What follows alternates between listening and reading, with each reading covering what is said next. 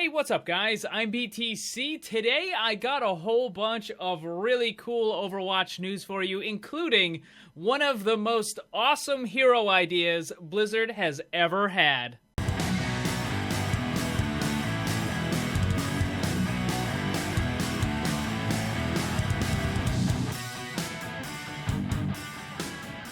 Recently, Jeff Kaplan has been giving a bunch of interviews, and I grabbed some of the most important stuff, and I'm going to share it with you right now.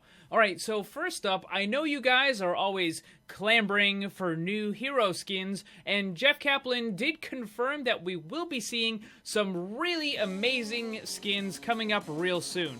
For those of you that play Widowmaker, Jeff Kaplan said that she'll be getting one very soon, and from the way he's talking about it, it sounds like it's going to be a really good one, probably the best she has ever had.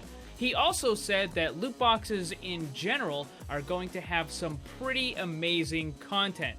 Now, for you Zarya fans out there, you're going to have to wait a little bit longer. Jeff Kaplan said that she will not be getting a new skin in the next event, which is that whole Omnic Crisis thing that should be happening in about a week. It's actually kind of interesting because her storyline has a lot of involvement with the Omnics. In fact, her country is still at war with them.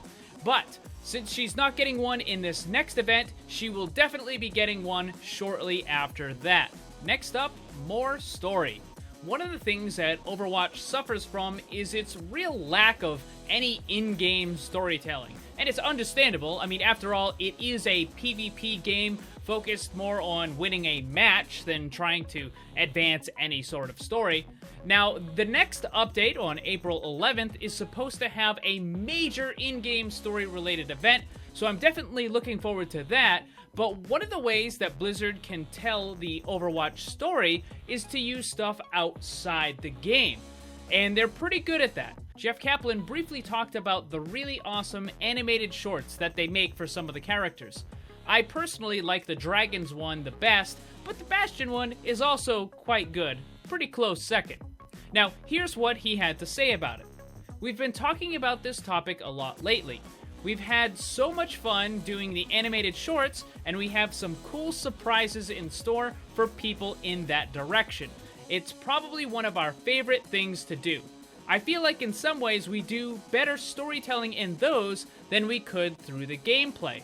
Those animated shorts are really well done, and people can't get enough of it.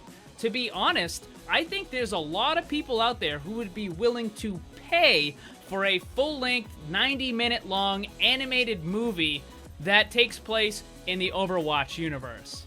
I would be very surprised if Blizzard hasn't actually considered that already. Now, Jeff Kaplan also talked about the comics, and he said, "I'm very excited because we have a new comic coming out very soon. I think it's our best comic to date, and it tells more about Overwatch than any of our comics have in the past. I'm very excited for our players to get their hands on that." Let's switch gears and go back into the game. Blizzard added a whole new level of gameplay when they created the custom server browser. It allowed players to make all sorts of crazy game modes, and people just can't get enough of it. A commonly asked question is, will Blizzard allow a map editor for Overwatch? After all, some of their other games have had extremely successful map editors.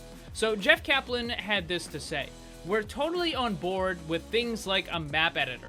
The problem is, because we're a brand new engine, for us to get our tools in players' hands is literally going to take years. It's not even something I could say like, oh, that's our top priority now, and in the next couple patches you'll see it.